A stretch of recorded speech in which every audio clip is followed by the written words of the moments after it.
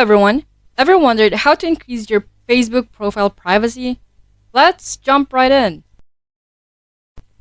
On your Facebook homepage, tap the three lines on the top right corner.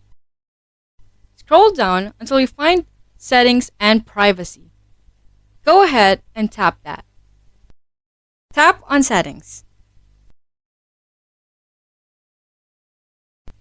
Scroll down until you see Audience and Visibility. Now, click on Post and select Who can see your future post. Tap it. Choose the Friends Accept option. After that, click on Limit Past Post. Head back to the Audience and Visibility section. You'll then want to navigate to How people find and contact you. Adjust setting as per your preference.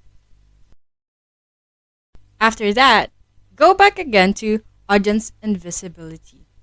This time, find and select Profile Locking. In this section, proceed to lock your profile.